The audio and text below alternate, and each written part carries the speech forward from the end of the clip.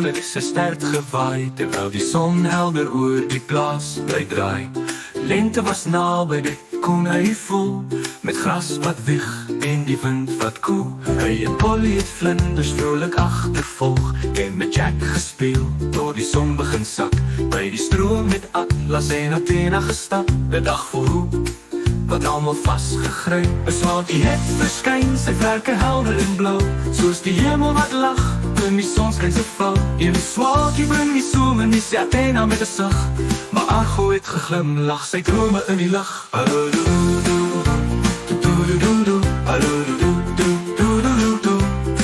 Hy hardloop na Ellie, sy opgewondenheid groot. Geef vir my spesiaal, dat boekies uit jou skoot. Ellie lag en sê, wag liewe Argo, wag net 'n rukkie. Lente neem tyd, maar dit sal jou hart vol met genietjie.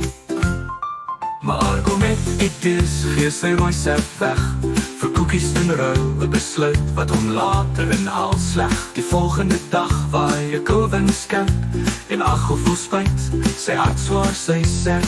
Sy sep is weg, en die swaakie lê styf, in 'n hoekie gekrul, die koue sny sy lyf.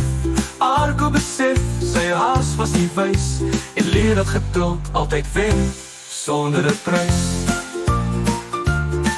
Athena troos hom en sê, kom lê hier naby my, ons wag saam vir die lente, dit sal gou verby.